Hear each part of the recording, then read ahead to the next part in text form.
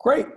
Welcome, everyone. This is John Horning. I'm the Executive Director of WildEarth Guardians, and I'm just going to give us a moment to allow all of our participants to join in, and we'll start in about 30 seconds. So hang in there with us.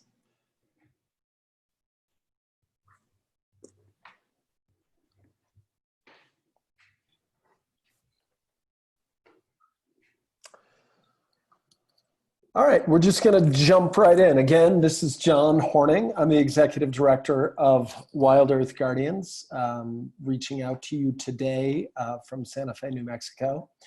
Thank you all for joining us for today's webinar. We have Guardian supporters from all over the country taking part in this webinar. And now more than ever, we're delighted to connect with the Guardians community as we're all dealing with challenging times and social isolation. And we obviously have this global pandemic that's hanging over our heads and the fallout of police brutality and a president who is, I would argue, tone deaf and is inciting violence and social upheaval that are a lot for all of us to be experiencing and witnessing. So I know we're all affected by these events in different ways, and I hope that the opportunities like this, where we can come together, remind us of our unifying humanity. This is the latest edition of what we call WildEarth Webinars, where we bring together local, regional, and national issue experts, people from impacted communities, elected officials, and of course, WildEarth Guardian staff to talk about a critical issue at a critical time. Our purpose is always to inform, inspire, and activate Guardians like you to help us confront powerful extractive industries, demand greater leadership from our elected officials, to solve the nature and the climate crises that we're facing, and ultimately to create the kind of world that we want. Today, we'll be talking about wolves in the state of Washington, public lands ranching, and the theme of coexistence on our national forests. Wolves are thankfully largely expanding their numbers on national forests in the American West, where they are increasingly likely to come into contact with, and yes, sometimes eat, the cattle and sheep that are permitted to graze on public lands. And when wolves kill livestock, regardless of the circumstances, ranchers complain and state and federal wildlife managers oftentimes kill those wolves. Since 2012, the Washington State Wildlife Agency has killed more than 30 wolves at the request of livestock producers. 26 of those wolves have been killed to benefit one livestock operation on the Colville National Forest, the Diamond M branch. The stakes are high for wolves, for ranchers, and for our nation's national forests. Late last week, the Washington Department of Fish and Wildlife issued another kill order for 2 members of the Togo wolf pack in the northeastern part of the state. To me, each kill order raises the basic question of whether and what mandatory measures must be taken by livestock producers to proactively reduce conflict. Also last week, WildEarth Guardians filed a lawsuit targeting the Colville National Forest. We did so with 2 other groups, one of whom is represented here. We're arguing that the Forest Service is not doing enough to require coexistence measures when it authorizes cattle grazing on public lands. With me today are Tim Coleman of the Kettle Range Conservation Group and 2 WildEarth Guardians staff, Jennifer Schwartz, a staff attorney, and Samantha Bruger, our wildlife coexistence campaigner. Welcome to each of you. It's good to have you. Thank you. So I wanted to start by asking each of you to describe your role in the campaign for wolf coexistence on national forests, both in the state of Washington and beyond, and then also share a brief story about your experience with wolves. And I'd actually, since Tim is not of Guardian staff, I'd like to be inclusive and have Tim go first. Welcome, Tim.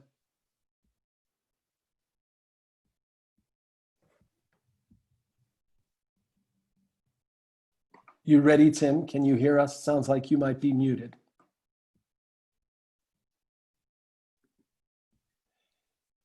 No, we can't hear you. So why don't we start why don't you go first, Jennifer, with just, again, an introduction. Hopefully we can get Sure. Tim to get his audio right. Yeah, so I'm lead attorney on the lawsuit that we filed against the Forest Service in relation to all the wolf killing going down in eastern Washington that we'll be describing in more detail later. But I can say I've been enamored with wolves since childhood. It's really no overstatement for me to say that the history of the persecution of the wolf played no small role in my decision to go on and become an environmental litigator. And so, speaking of court battles, I do have a pretty awesome one about wolves to share.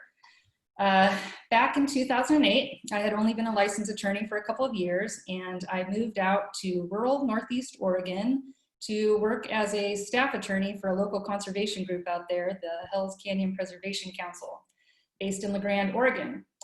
And this was during the time when wolves first began moving westward from the Rockies, swimming across the mighty Snake River from the Idaho side of Hells Canyon, and recolonizing their historic habitat in that deep northeast corner of the state. And the following fall, the fall of 2009, the state of Oregon had its first breeding wolf pack in over half a century. They were named the Imnaha Pack after establishing their territory around the Imnaha River.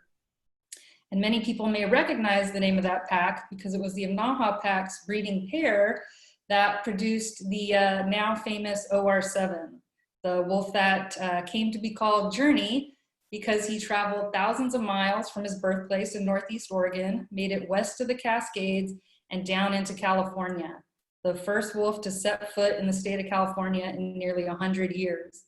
So this was a pretty historic feat. It captured the hearts of many and really inspired a lot of hope for the species to reclaim its rightful place on a landscape from which it had been erased. And so Journey's travels have since been the subject of many books and films, including this one here, this children's book I happen to be reading to my 7-year-old son right now. But quickly back to my role in all this. So it didn't take long for conflicts between the Imnaha Pack and Livestock to emerge. Our national forests in eastern Oregon are some of the most heavily grazed in the region, as are the surrounding private lands out there. And so in the late spring of 2010, the state determined that the Imnaha Pack was responsible for killing 6 young cattle calves. But none of the collared wolves from that pack could be linked to those cattle deaths with the GPS data from their collars. And so the state issued a kill order to be carried out by Wildlife Services, our federal killing program, to go out and kill any 2 uncollared members of the Imnaha Pack that they could find. And so we, being myself and another attorney on behalf of 4 conservation organizations, filed an emergency motion in federal court to stop that kill order. And this was at a time when there were as few as 13 individual wolves in the entire state of Oregon. And they had done zero environmental analysis as to what killing 2 members of the state's only breeding pack meant. And this was also when the now famous Journey was just a uncollared yearling. And so he was one of the targets of that kill order. And we won. At the injunction hearing, Wildlife Services agreed to suspend its killing mission because it knew it would be unlawful under the circumstances to carry out. And so that's a pretty special legal victory for me to reflect upon and share, because without our win, we might not have this epic story of the wandering wolf.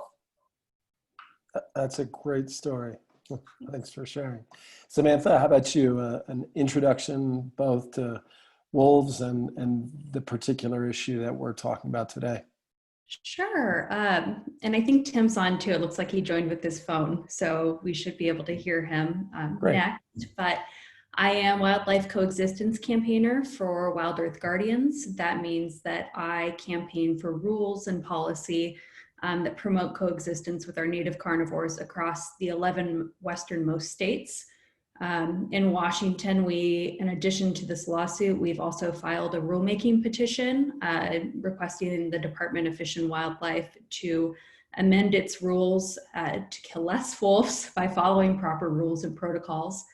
I came to loving wolves also as a young kid, but in a much more populated area, and symbolically adopted a member of the Sawtooth Pack, which rewarded me with a cassette tape where I could play wolves howling every night while I fell asleep. So it's been a long road for me with wolves, and it's definitely hard to see how heavily persecuted they are, especially in areas like the Colville when this kind of stuff could have been prevented. So that's a little bit of my work and what I do, and I'm happy to talk more in detail about it later. And there goes an ambulance. So Tim's turn.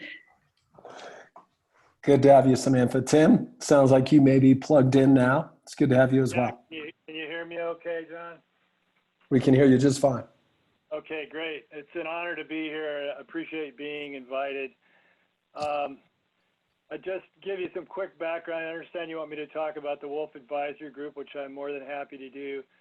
I did my first wolf action in 1988, along with 15 other folks. We went up into northern British Columbia in the Pink Mountain area and spent better part of 6 weeks in February and March trying to stop the BC wolf kill.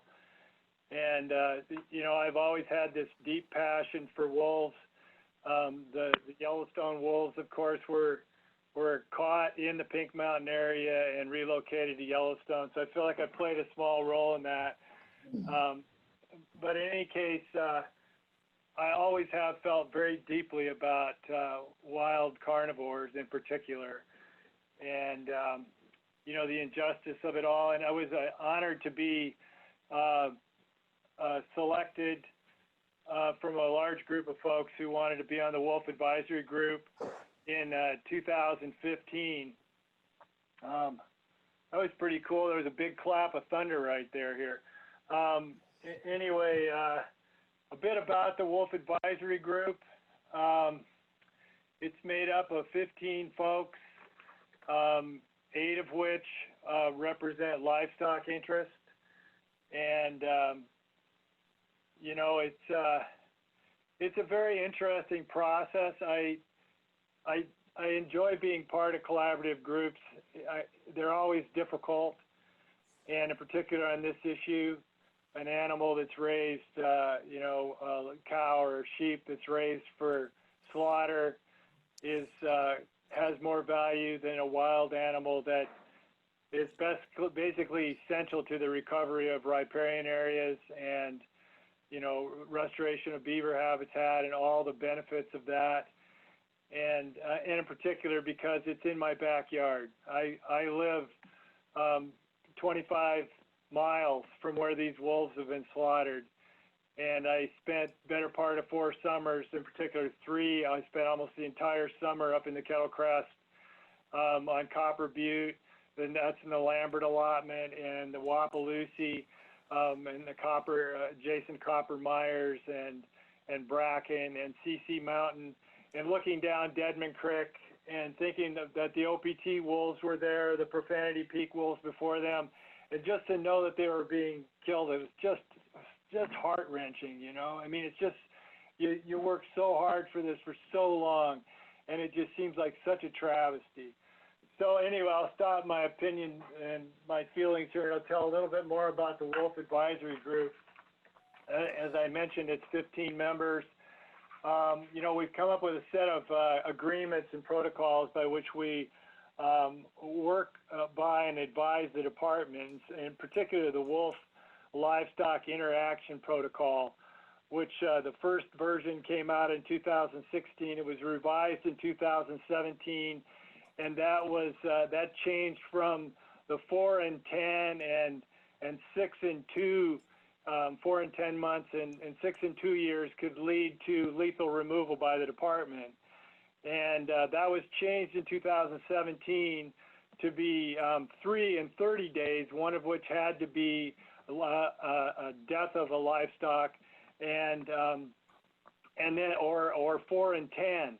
And 4 incursions in 10, of which one had to be the death of a livestock. Of course, we know now with Togo that because one event happened back in, I think it was September 10th, that just a bite on the hind of a calf, which was minor and could have been any migrating wolf. You know, I even question whether it could have been a dog or a dog-wolf hybrid, because they've been around for a while here, dog-wolf hybrids. You know, it's like how they can go in and just kill these wolves is just beyond me. Yeah, you know what, Tim, I'd love to get into more the heart of the matter here as we kind of allow the conversation to evolve. So let's get into the Wolf Advisory Group a little bit more here, just in a little bit. For now, I'd like to, again, just welcome the three of you. I love hearing your personal stories, whether it's about the Sawtooth Pack, the Imnaha Pack, or in your case, Tim, going back to the days of pre-reintroduction of wolves in Yellowstone. I'd like to actually just start with some basics here, give all of our participants kind of the context for wolf recovery in Washington and the Northern Rockies. So tell us, Jennifer, just what's the role of, it's a complicated and complex landscape from a regulatory and legal perspective. So what's the role of the federal government and state governments in wolf recovery in the Pacific Northwest and Northern Rockies, so people understand that? Sure, yeah, and so that's shifted over time. And so as I alluded to in my wolf story, wolves here in the Pacific Northwest have primarily come from source populations in the Northern Rocky Mountain states, which grew out of the original reintroduction efforts in the mid-1990s in Yellowstone National Park in central Idaho. Wolves were able to thrive and expand in those areas. It's worth noting that there's no livestock grazing in Yellowstone National Park, and thus no predator control efforts that happen there. And so in the early 2000s, U.S. Fish and Wildlife Service decided that that metapopulation had met its recovery targets and that it was ready to delist the species, meaning remove it from the federal protections of the Endangered Species Act. And those initial delisting attempts were met with a series of lawsuits, and federal courts kept agreeing with conservationists that delisting was premature. The science didn't support it, largely because there just wasn't enough genetic exchange happening between wolves in this really vast Rockies ecoregion. But in 2011, Congress was fed up with the federal courts and decided to legislatively boot wolves in the Northern Rocky Mountains off the Federal Endangered Species Act through a budget bill rider. And so the boundaries of that Northern Rockies delisting includes all wolves in Montana, Wyoming, Idaho, and the eastern 1/3 of both Oregon and Washington states, as well as parts of northern Utah. So that's why we have the situation here in the Pacific Northwest today, where wolves remain federally protected in the western portions of our state, but managed by state agencies or state wildlife agencies in the eastern third. And that's the situation that we're dealing with in our lawsuit on the Colville National Forest, where the state Washington Department of Fish and Wildlife is in charge of managing those wolves. Sounds like it's a microcosm of the story of wolf reintroduction, which is sort of fraught with political arbitrariness. You know, the fact that 2/3 of the state, they're federally protected, and 1/3 of both states, they're managed by the state. So, and Tim and Samantha, maybe first Samantha, just give our participants here at the highest level a sense of how wolves are doing in Washington, and then we'll get to the social and political context for wolf recovery in Washington. How are wolves doing? I think Tim can probably speak to this a little bit more than I can, but I would say they're not doing so great. We've got a kill order right now for 2 members of the Togo pack. I just got an alert that the Wedge pack had another depredation, so that's 4 depredations. So they could be considering lethal removal from that pack too. It seems like the Department of Fish and Wildlife in Washington is working a lot with the cattle producers of Washington and not necessarily with biologists and scientists. And I think that there's a frustration from those of us who believe in coexistence, who read the science, and know that killing wolves does nothing as far as deterring depredations. It may actually increase them. I think all of that tension is really building and rising, and I'm hoping that with our most recent lawsuit and with our rulemaking, we can actually get some good policy and rules in place. And Tim, did you want to elaborate more on kind of the current condition? Yeah, sure, Sam. I definitely, I have a long history. I know the McGurvins, and, there's obviously a cause and effect relationship between all of these lethal removals and all the depredations out there and their operation, obviously. And the cattle producers of Washington, as I've had it described to me by somebody in the know, is a group of one. And I understand it was created when there was a conflict between Diamond M and the Washington Cattlemen's Association. And so it's really, to me, I'll just say I think it's a front group. And, the thing about the listing status, consider this: if the listing status had set US 395 as the boundary for listed, non-listed wolves, the kettle range would have been in the listed part of it, okay? So I'm 30 miles from US 97. That's how close we are to the boundary of federally listed wolves. And let's jump into that just real quickly. Can any one of you speak to how wolves are managed differently in the western 2/3 of the state and how those populations are faring relative to how wolves are doing in the eastern third of the state, where the state is managing them? Yeah, go ahead, Jennifer. I was just going to say that the numbers are very few because it's still very concentrated in really the northeast corners of both Washington and Oregon is where the populations are. And I think these lethal removals are really hindering the wolf's ability to disperse westward into that more protected area. So the numbers are far fewer. So you have less conflict there, though there has been conflict. We had a situation in Southwest Oregon. And so you see a lot more coexistence measures happening because of that, because of those federal protections still being in place. Sorry, go ahead, Samantha. Yeah, I was going to say too, the differences we see between Oregon and Washington are really that Oregon has adopted statutes and rules that mandate specific coexistence. And Washington does not have that at this time. They are not mandating specific forms of coexistence. So we've seen 0 wolves killed in Oregon last year because of depredation, and we've seen a whole pack of wolves destroyed last year in Washington because of depredations.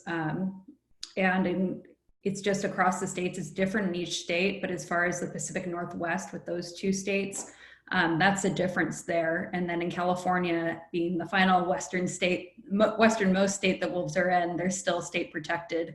And there's a lot of work on the ground to continue coexistence there. Tim, you want to touch on that too? Sure, and of course the U.S. Fish and Wildlife Service is the oversight agency where the wolves are listed, and in Washington where they're not listed or they're delisted, it's the Washington Department of Fish and Wildlife. So there's significant difference between a state agency that sells a lot of hunting licenses and one that's there to conserve wildlife. So that's a big part of it. Yep, that makes a lot of sense. So let's get to the kind of the heart of the matter, which I think is the socio-political context for wolf recovery across the West and in Washington. And I have a question for each of you. So this is about coexistence. The challenge of coexistence is largely one that relates to livestock production and the agricultural industry. So my question is this: almost every acre of wolf habitat on national forest is permitted to ranchers to graze livestock. Give our listeners, participants, a sense of what the challenges are of that reality, both kind of ecologically and politically legally. Why don't you go, Tim? Yeah, that's a really good question, John, because if you look at where the livestock grazing permits are, and in the Selkirks, for instance, in the northeast corner of Washington, there are no grazing allotments there. And the wolves are families, populations are fairly stable and not causing problems. And, it's like you can clearly see that it's the old policies that were enacted after wolves were wiped off the landscape in the 1930s, particularly in the Kettle River Range, which is the southern extension of the Monashee Mountains, by the way, that we have a completely different situation. We have cows that were put out there before those mesopredators like wolves that live in family units and hunt in family units, otherwise are pretty unsuccessful in hunting, came back on the landscape. Samantha, Jennifer, anything to add to the challenges of wolf recovery on lands that are grazed by livestock producers? Yeah, I think, Sorry. I think there's a lot of factors at play, and they're probably all interconnected. But I think they really stem from two main issues. One being that this threat to the livestock industry that's attributed to wolves is massively inflated. I'm sure, Samantha, you could talk more about that, but the current science debunks that. And two, how we've historically managed our public lands in the American West. National Forest System lands, like lands managed by the Bureau of Land Management, are what we call, because they're defined by statute as, quote, multiple use lands. And so that means that livestock grazing, along with other extractive uses like logging and mining, is recognized as a valid use of these lands alongside the protection of habitat for fish and wildlife. But historically, we see that resource use or extraction and wildlife conservation and habitat for fish and wildlife have not been on equal footing.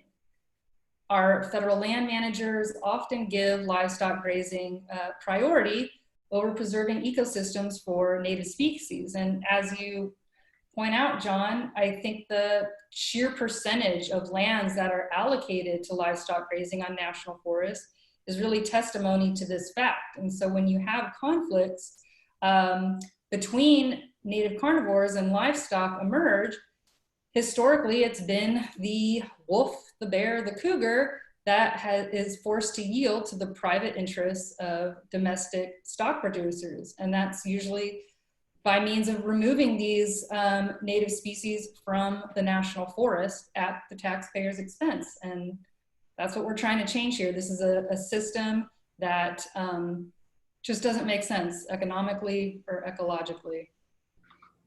Yeah, I would say that the system is broken from the top, right? We've got management agencies that are issuing permits. And in the case of Colville, what we've seen with the Forest Service is that they did not even consider gray wolves when in their forest plan. They didn't even list them as a species of concern, despite the chronic conflict between cattle and wolves in that area. I think that also, I would say too, that not every producer is a bad actor. I think that there are bad actors and there are maybe bad places to graze cattle, with the Colville Forest likely being one of those. But I think it's time for us as advocates really to hold these entities accountable, because so far they've been able to sit with their, sit on their hands and do nothing. And that leaves all the management to the state, because no matter what, these permits keep getting issued over and over, despite maybe the inappropriate allotment area. So I think we'd resolve a lot of these issues if we were able to enforce a mandate of coexistence on all public lands. Yeah, you talk about the influence and impact of bad actors and how they can have such a profound effect. It's a perfect segue to my next question, which is, for me, the story of the Profanity Peak Pack was I wouldn't call it awakening, because there've been lots of stories, but it was my introduction to the challenges of wolf recovery in the Pacific Northwest. It was a story that was told in papers across the country. I wonder if each of you could speak to that story and what's the moral of that story, and perhaps you could start, Tim. Oh, there's several morals to that story. I imagine. You know, I think the moral of the story is that. Well, why don't you give folks a sense of the story just briefly, because I'm sure not all of our listeners know the story of Profanity Peak Pack. Well, the story is that the cows were put out on the range on June 1st, basically right on top of the den site, where the wolves had several pups, I think 4 or 5, I forget exactly what the numbers were, but it was a full-size wolf family, more or less. And salt blocks were placed really near the rendezvous site. So there was a problem immediately, and Professor Rob Wilgus was out there with his students doing research and had camera footage of these wolves and livestock interacting on a regular basis. The department knew it. The producer was told to move the salt blocks, didn't do it. The department said that they had, even though they knew that it hadn't been moved. And in the end, the wolves ended up being slaughtered for no other reason than the fact that those cows had been put right on top of their den and rendezvous site. Yeah, so it speaks to the kind of the bad apples, the worst case scenarios. And you were going to say, you said there's several. Give us one moral of that whole scenario, and perhaps Samantha and Jennifer can each add their own perspective after that. Well, the moral of the story is that there has to be changes out there. You know, that doing the same thing and expecting different results is you know, the definition of insanity. It's crazy, and of course we already have plenty of experience. They killed off the Sherman wolves. They killed off the OPT wolves. Well, I think that there was still one, because I got them on camera in December last year, right in the CC allotment. You know, it's like they're going to continue to do this. We know on average that those wolves are going to return on about an 18-month or less cycle. So I think the moral is there has to be fundamental changes to the grazing management system. Samantha? Yeah, for me, I would say that the moral is the system is broken, and the agencies and institutions that we've entrusted to protect the public's wildlife and to manage the forest for animals that live in the forest are failing us. And I think that the moral is that if we want accountability and if we want public lands managed for the people that love them, that love to recreate on them, that love to see wildlife on them, that we need to start holding these agencies accountable, and we need to see some real change across the board. Anything to add, Jennifer? Yeah, I would agree with that.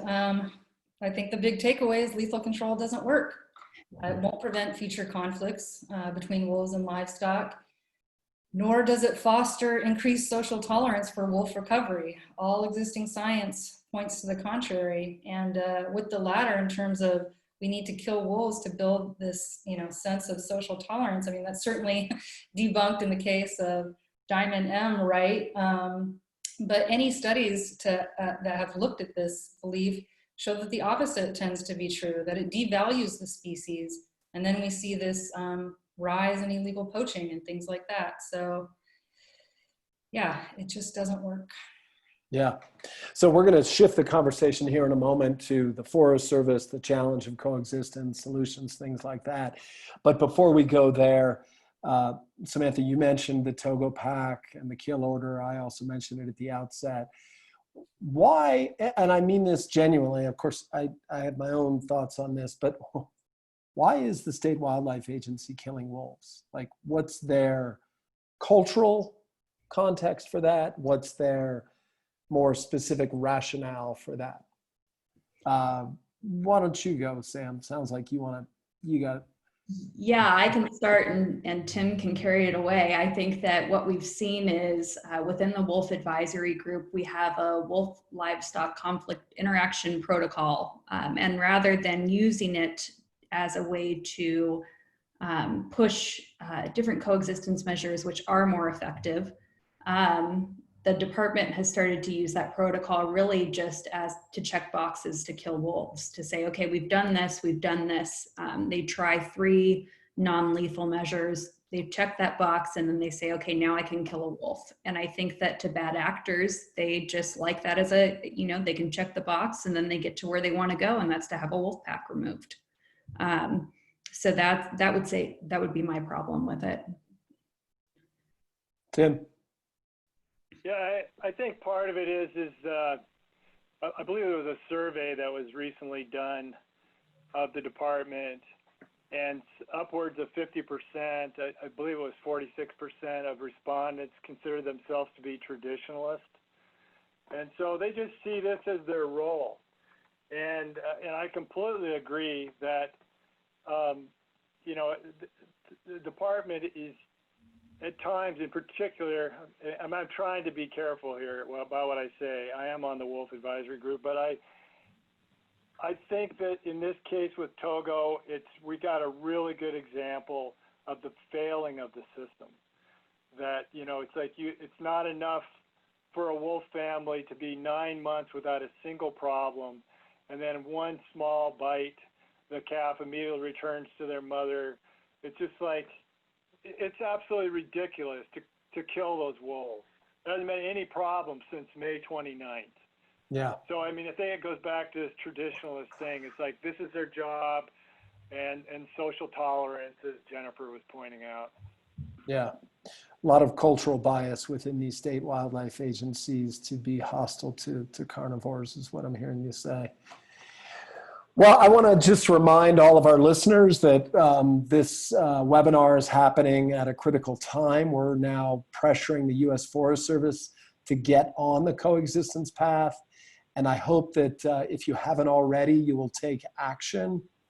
Go to our website where we are asking all of our members and the public to demand that regional foresters in every one of the regions in the West develop coexistence requirements. So please do that. When we raise our voices together, we can make difference. So I want to talk now about the path to coexistence.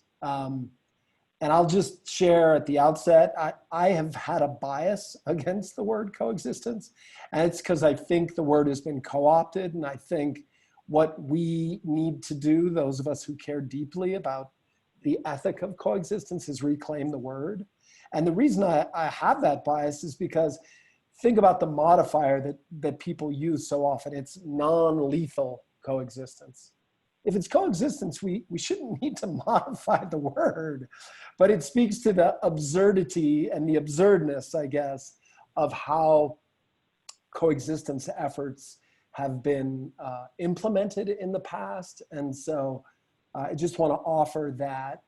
And just to the question here, like, and maybe we can start with you, Jennifer. What are the Forest Service's obligations to nurture a culture of coexistence, and what can they do in law and regulation to drive the systemic change that you, Tim, and Samantha have been saying is so necessary? Yeah, I think there's quite a bit the Forest Service can and must do to implement this ethic of coexistence on the ground. So the National Forest Management Act, or NIFMA, if I revert to acronym speak, as I often do, and I apologize in advance, is the primary statute that provides the legal framework for the management of our national forests. And it's this law that requires the Forest Service to manage national forests in a manner that maintains the diversity of native plant animal communities, and more specifically, in a manner that maintains the viability of sensitive species that occur within each respective forest. So here, in areas where the wolf is no longer federally protected as an endangered species, it's still designated by the Forest Service itself as a sensitive species. At least that's the case for all national forests here in the Pacific Northwest, where in places where wolves are no longer federally protected. And so the Forest Service has a heightened duty to protect wolves and all sensitive species because their regional population viability is already recognized as a conservation concern. So where we have the Forest Service, as we do in the situation on the Colville National Forest, refusing to take action to modify or curtail grazing conflicts in order to prevent or at least reduce this loss of life, this loss of sensitive species from the forest, then it's failing to fulfill those diversity and viability obligations under the NIFMA. Additionally, I'll just quickly point out that the Act's implementing regulations also instruct the Forest Service to consider the suitability of allocating specific portions of each national forest to livestock grazing. And so as part of that suitability analysis, the Forest Service is really supposed to take a look at methods of regulating conflicts between domestic livestock and any native wildlife that occurs on the forest. But we didn't have that here. The Forest Service did not do that. Here we have portions of the Colville, the Kettle River Range, that Tim's very familiar with, obviously, that are incredibly rugged, mountainous, heavily treed landscapes that serve as these highly active core areas for wolves. They're their denning sites, their rendezvous sites where they gather. And so they're gonna be easy pickings for livestock, particularly vulnerable young cattle calves that are turned out and left unattended, as they generally are. So we need the Forest Service to take a step back and do the analysis that it's charged with doing under the National Forest Management Act and consider whether these areas are still suitable for authorizing domestic livestock grazing in light of these recurring conflicts. And if it's going to continue reallocating, what methods are they going to put in place to mitigate this problem? And so that's really the aim of our lawsuit.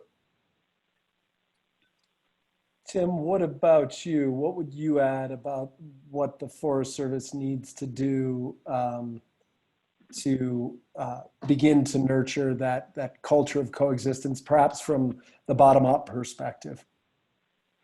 Yeah, I believe, and we have tried, those of us on the WAG even that are pro-wolf and other conservation groups around the area to kind of urge the Forest Service, meeting with Robert Garcia, who's in charge at Region 6 and, of grazing program, and also the local Colville National Forest range management people, to have a systematic, a standardized range riding protocol that are required, that you don't get this weird, what happened with OPT, where they basically had no range riding and they still killed those wolves. And so we have a standardized system of range riding. We have a standardized system for dealing with chronic areas like we have in the Central Kettle Range. And we create more observable pastures at lower elevation outside of the steep, rugged, forested mountains in locations that are the landscape is a lot, it's not steep, it's near water, it's traditionally or historically was meadowed habitat, and because of fire exclusion, trees grew back into it. So there are those kind of coexistence, it's sort of like, yes, we mean well. Does it not mean that the livestock management plans need to be modified, and the forest plan needs to deal with proactively with conflicts on the landscape with cows and carnivores? Yes, all of those things are necessary, and we're trying to do that, and we have been for several years now. And just as a follow-up to that, Tim, what's your sense of how those efforts are going in terms of engaging range management staff and forest for district rangers about obligating, mandating those kinds of measures in allotment management plans, for example? Well, if the objective is to have a process, I guess we've succeeded. We've talked.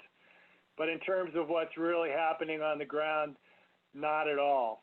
Mm-hmm. So, it's sort of one of those, thank you very much. Yep. You want to jump in, Samantha?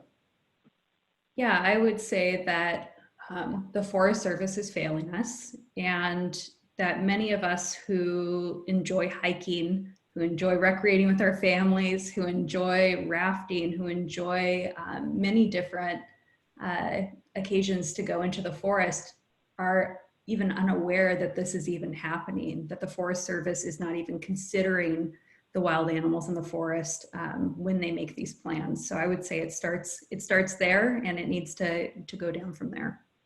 I was shocked by your story, or maybe it was yours, Jennifer, that the Colville Forest Plan didn't even mention wolves. So to me, one of the ways not to grapple with problems is to ignore them. If the agency's not even identifying the species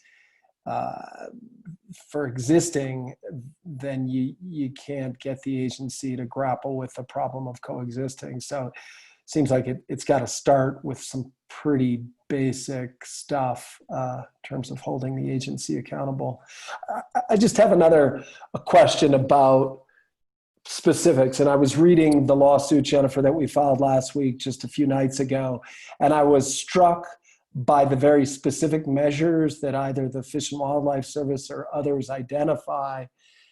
I am wondering, I'm sure our audience is wondering, instead of reverting to traps, snares, and poisons, what are the practical tools? And don't give me 10, I think that'll be too many for people. What are like 3 practical tools that the agencies and ranchers can deploy to coexist with wolves and other carnivores? And maybe let me ask it this way. Each one of you identify the one that you think would have the most impact. And maybe we could start with you, Jennifer. Sure. And I'll just quickly point out that we have a whole list of these science-backed measures in our action alert, and that's what we're pressing the Forest Service to adopt on the ground, and that's what they need to keep hearing. But I think the big one, the major one, is really keeping livestock out of these core wolf areas, their denning sites and their rendezvous sites, and keeping any attractants like salt licks that get cattle to congregate away from those areas. Tim, what about you? One measure that's a game changer. Alternative pasturing. If you got a wolf family in an allotment, you don't put the cows on them. You put them somewhere else or not at all. Yep. Sounds like the sort of a different way of saying what Jennifer said, which is great. What about you, Samantha? Prohibit lethal predator control on Forest Service land. I think that it's public land that is owned by the public. The wildlife is owned by the public, and we've entrusted the Forest Service to manage it for all of us. And I think if you take lethal removal off the option list, then we'd be surprised at the creative solutions we could find as far as deterring conflicts. I love the clarity of that response, and just to offer this to all of our participants, that is our vision. Our vision, at least at Guardians, is to require coexistence. I'm not going to qualify it by saying non-lethal coexistence, to require coexistence so that the traps, snares, and poisons are put down, and we don't and can't allow federal and state wildlife agencies to rely on them, because if they do, they will. That's, I think, the painful lessons that we've learned. I'm curious, in our last maybe 5 minutes before we take a few questions from our listeners, participants, and I see some in the chat box. We filed this lawsuit against the Colville National Forest. Can you describe a little bit more about it and how it fits into the broader campaign of pressuring this agency, and maybe even the action alert as well? So if you could go, Jennifer, and then you. Sure. Samantha. Yeah, so for those of our members and supporters, they're probably well aware that we often challenge wildlife services as the killing program, and we've had great success in curtailing the killing practices of that agency, but they're really just the hired gun. And so when we take them out of the equation, we often see these state agencies stepping up and trying to fill that role, which is the situation we have in Eastern Washington and on the Colville. So this lawsuit against the Forest Service is really aimed at getting at the source of the problem, and that's the poorly managed livestock grazing. That's the Forest Service's responsibility, at least with respect to national forests. So we want to see it modify status quo grazing practices now that the wolf has returned to the area, something that they, yes, need to pull the blinders off and openly acknowledge, and incorporate coexistence measures both at the forest-wide scale in their forest plans and in grazing permits and plans that pertain to individual allotments on the forest where these conflicts are occurring or likely to occur because carnivores like the wolf are moving in to areas that they had long been absent from, and where we want to see those populations expand and grow to healthy numbers. So again, the Forest Service is required under that National Forest Management Act to prepare these forest-wide management plans. We call them forest plans. And that's what sets forth what type of uses can and cannot occur on the forest, as well as the management standards for the resources that are present on the forest, be it native plants, fish, wildlife, what have you, as well as the uses and activities that the Forest Service is going to authorize, like livestock grazing. And so we're arguing here that when the Forest Service underwent its revision for the Colville Forest Plan and was deciding whether to roughly reallocate this same 70% of the national forest that it's authorized to grazing, that it needed to acknowledge that the wolf was presently returning to the area, that there were all these high-profile conflicts. And so our group of plaintiffs had called upon them during this public participation process to address that. And it completely ignored this consideration. In October, they adopted a new forest plan, which will govern the management in the entire forest for the next 15, if not 30 years. And like we've said, it barely mentions the wolf at all. No protections whatsoever for this sensitive species that it has an obligation to protect. We've also called upon the Forest Service to update its individual allotment management plans for Diamond M Ranch. As we've indicated, the bulk of the problems have concentrated on these 5 federal allotments that have been permitted to Diamond M, the largest cattle producer in the state of Washington reportedly. And instead of doing so, they're continuing to rely on allotment plans that are over 40 years old, that existed before wolves were ever even back on this landscape. So here we are. Now we're turning to the federal court for the relief that we had requested of the agency through these participation channels and didn't get. Thank you for that excellent summary. And I just want to remind people that in addition to the courts, we're also trying to pressure the agency by engaging its leadership at all levels. I am sure that both Tim and Samantha would like to add some stuff. I would love to get to some of our participants' questions because there have been a flood of questions in the last 5 minutes. I'm going to do them rapid fire and I'm going to hand them to each one of you. So Tim, here's a question from David Fiedler. Are there any of the cattle ranchers out there that are being responsible? By that, I mean, oh my gosh, all these questions are coming in. Are they taking measures to protect the wolves as well as their own cattle? Give us a quick response. Yes, there are, definitely. And keep in mind that 85% of the wolf packs, wolf families in Washington have had no problems whatsoever. Thank you. For you, Jennifer, does taking lethal removal off the table require changes in federal rules, or can it be accomplished on a more a la carte basis with management planning for each specific forest area? Well, there's shared responsibility again between the state and our federal land managers. As far as the Forest Service is concerned, they don't authorize lethal control, but they can implement these non-lethal deterrent measures, risk reduction measures to avoid that outcome. If we're going to take lethal control totally off the table, that would be something that we would call upon our state wildlife managers to do. And we certainly have work in the process to make it truly the last resort, only usable in incredibly rare circumstances. And Samantha could speak more to it if we have time. I'm going to go to some other questions for you, Samantha. From Evan Jane Chris.